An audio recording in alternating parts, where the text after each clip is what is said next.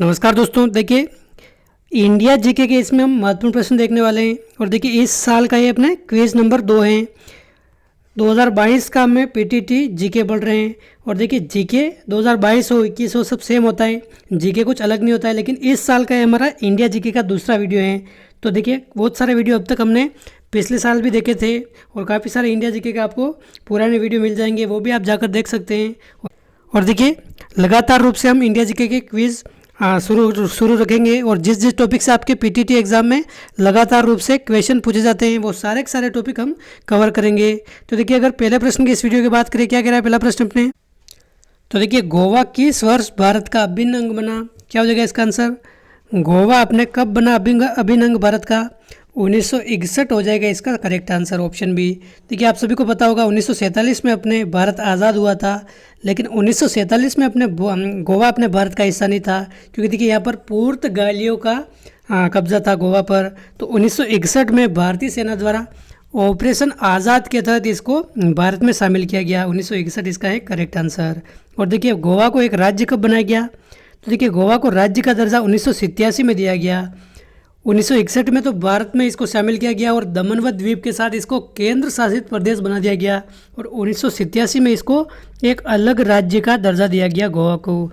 और आप सभी को पता है, हमने पिछले वीडियो में भी चर्चा की है, क्षेत्रफल की दृष्टि से सबसे छोटा अगर राज्य देखें, सबसे छोटा राज्य कौन सा है? क्षेत्रफल की दृष्टि से अपने गोवा राज्य छोटा राज्य सबसे। तो ये भी आप ध्यान रखें, ये भी प्रश्न पूछा जाता है। तो इसका आंसर क्या हो जाएगा अपने 1961 हो जाएगा एकदम करेक्ट आंसर। अगला प्रश्न है, वर्ष 2022 का ज्ञानपीठ पुरस्कार किस को मिला है? तो देखिए किसको मिला है अपने वर्ष 2022 का ज्ञानपीठ पुरस्कार? तो देखिए दामोदर माउजो हो जाएगा इसका करेक्ट आंसर, ऑप्शन सी।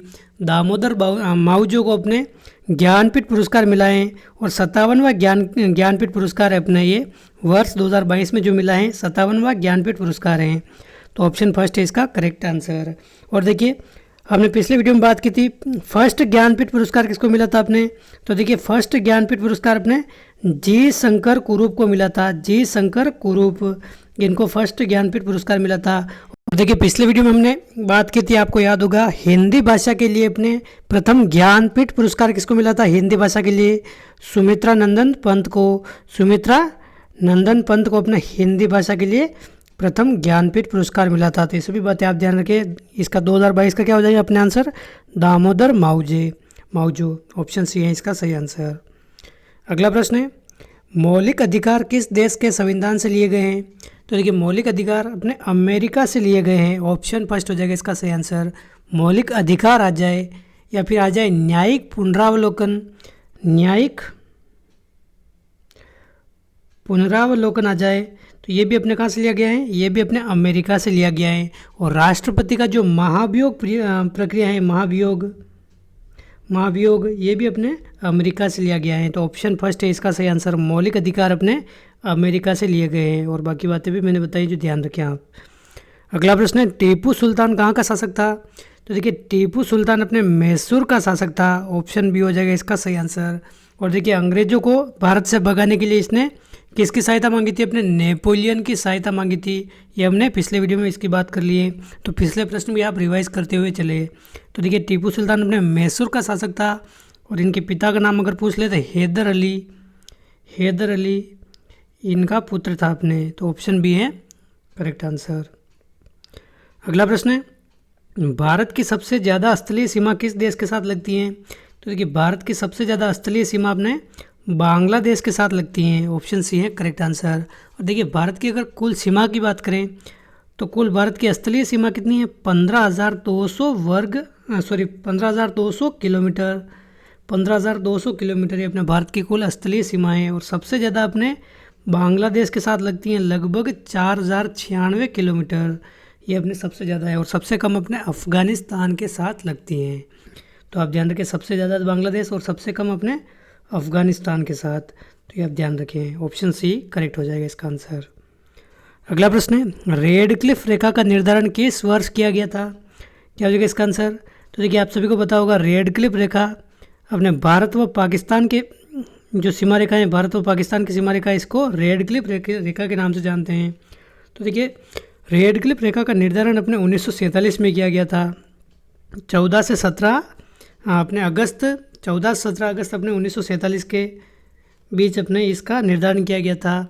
और रेडक्लिफ रेखा का निर्धारण करने वाले कौन है? अपने सिरिल रेडक्लिफ ये इसके निर्धारण करता है। तो इसी के नाम पर अपने रेडक्लिफ रेखा ये नाम रखा गया। तो अपने 1947 हो जाएगा इसका करेक्ट आंसर। ये अपने इस दिन किया गया था इसका निर्धारण।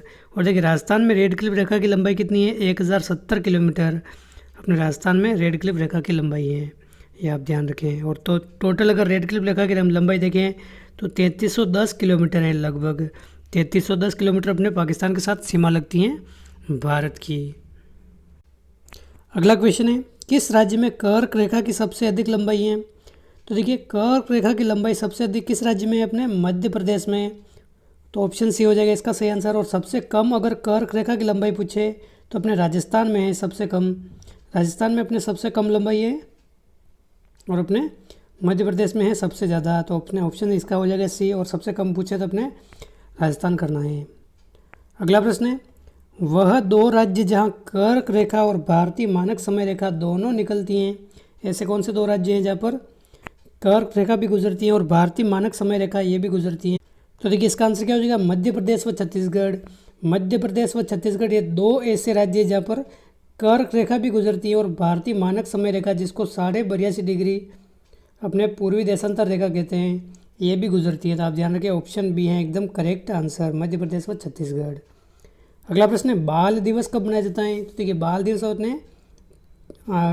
अपने 14 नवंबर के दिन मनाया जाता है। ऑप्शन डी हो जाएगा इसका सही आंसर 14 नवंबर। और देखिए अपने किस उपलक्ष्य में मनाया जाता है? जवाहरलाल नेहरू के जन्म दिवस के उपलक्ष्य में बाल दिवस मनाया जाता है। तो अपने 14 नवंबर के दिन जवाहरलाल नेहरू जयंती आती है, इस दिन अपने बाल दिवस मनाया जाता है, ऑप्शन डी। अगला प्रश्न है, गोवा की राजभाषा क्या है? क्या हो जाएगा इसका आंसर? गोवा की राजभाषा अगर पूछी जाए तो कोंकणी अपने गोवा की राजभाषा है। देखिए गोवा से संबंधित हमने पिछले 2 वीडियो में काफ़ी सारी बात कर ली है, तो वापस से आप रिवाइज कर लीजिए। गोवा अपने भारत का अभिन्न अंग कब बना था? 1961 में। गोवा राज्य कब बना था? 1987 में अपने गोवा भारत का राज्य बना था। और अपने कोंकणी गोवा की राजभाषा है। और इसके अलावा बात है क्षेत्रफल की दृष्टि से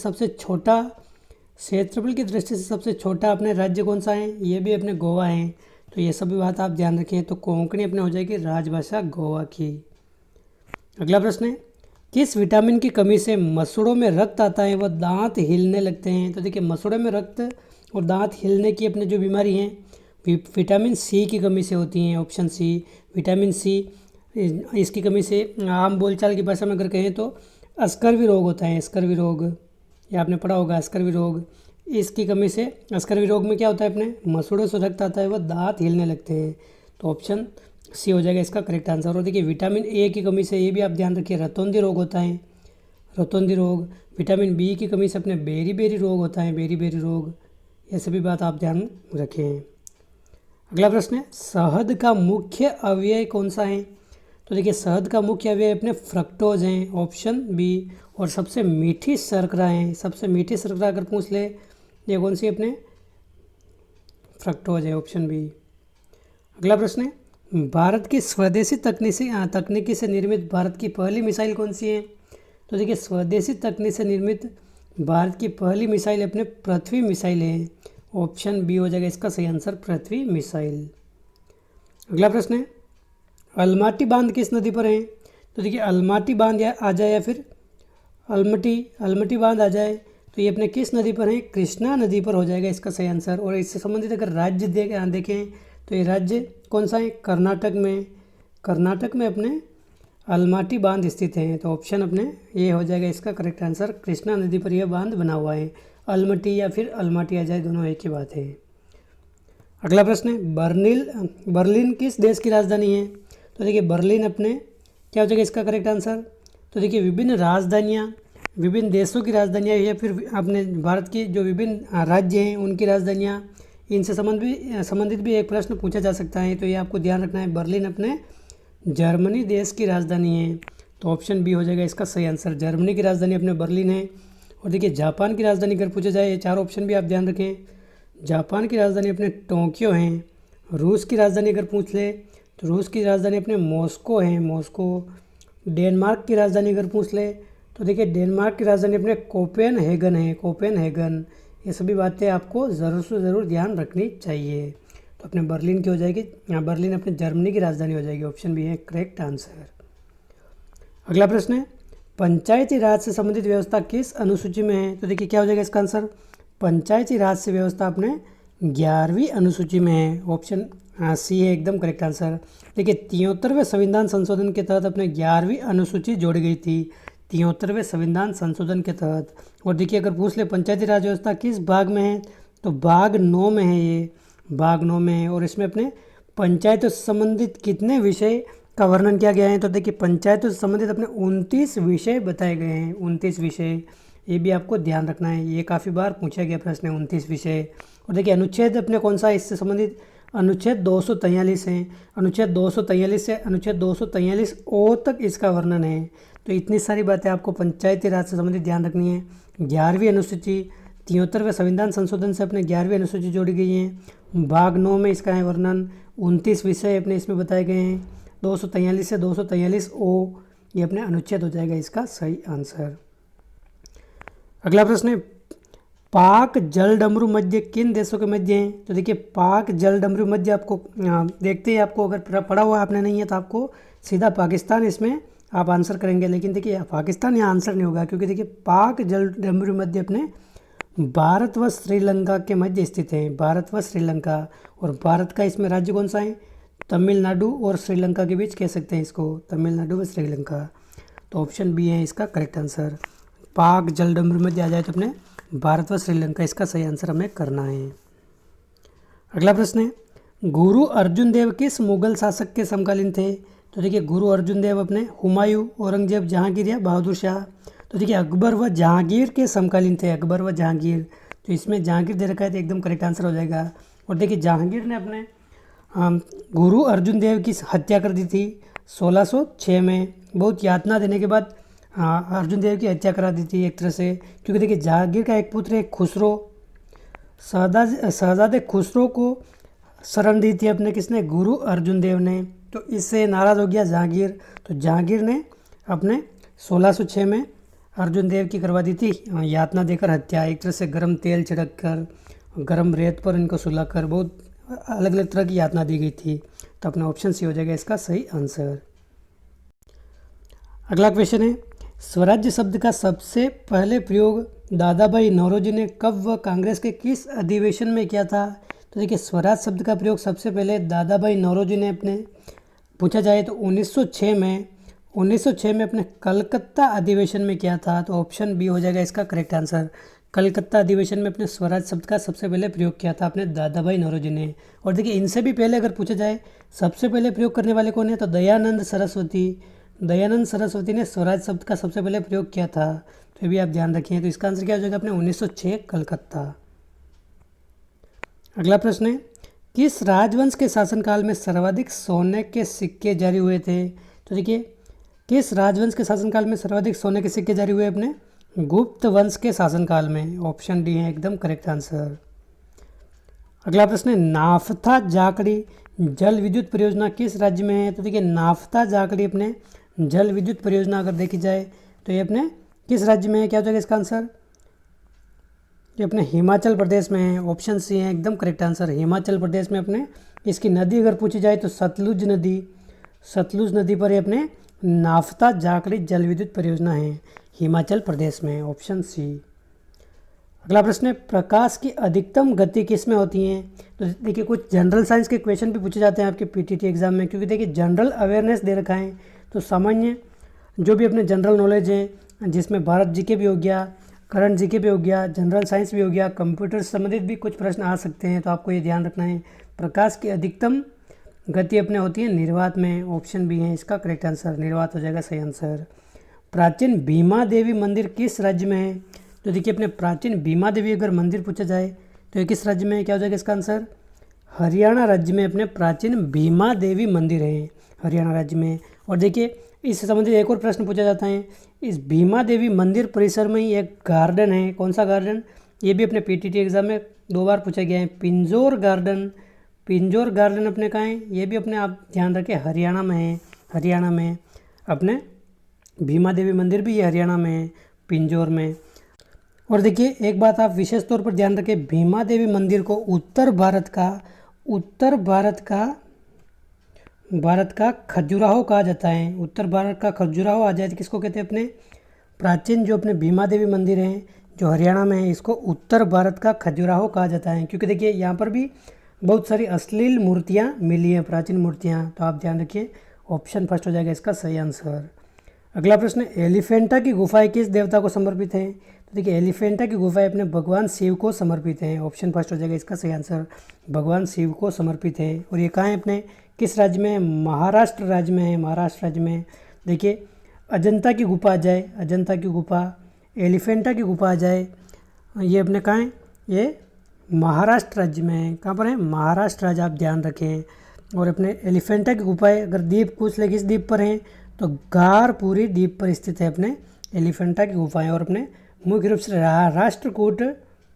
राष्ट्रकूट वंश से संबंधित है ये, तो आपको ध्यान रखना है, भगवान शिव को समर्पित है ये। अगला प्रश्न है, दादा साहिब फाल्के पुरस्कार की शुरुआत कब हुई है? तो देखिए दादा साहिब फाल्के पुरस्कार की शुरुआत अपने 1969 में हुई है, 1969, ऑप्शन सी। और देखिए प्रथम पुरस्कार ये किसको दिया गया था? दादा साहेब फाल्के पुरस्कार, तो देविका रानी को अपने ये प्रथम पुरस्कार दिया गया था। देविका रानी को अपने प्रथम दादा साहिब फाल्के पुरस्कार दिया गया था। तो अपने ऑप्शन सी हो जाएगा इसका करेक्ट आंसर। उधर 2021 का अगर दादा साहेब फाल्के पुरस्कार पूछे तो किसको दिया गया है? अपने रजनीकांत को। ये भी आप ध्यान रख सकते हैं। तो देखिए ये थे इस वीडियो के 25 महत्वपूर्ण प्रश्न। मुझे उम्मीद है आपको वीडियो पसंद आया होगा। और पिछले वीडियो पे आप देख सकते हैं काफ़ी सारे हमने इंडिया जीके की क्विज़ देख लिए हैं, मेंटल एबिलिटी, शिक्षण अभिरुचि, बहुत सारे आपको हमारे चैनल पर वीडियो मिल जाएंगे। तो अपने दोस्तों के साथ भी ज़रूर शेयर करें। वीडियो अच्छा लगा तो लाइक करें, चैनल पर पहली बार आए तो सब्सक्राइब करें। मिलते हैं अगले वीडियो में। जय हिंद, जय भारत।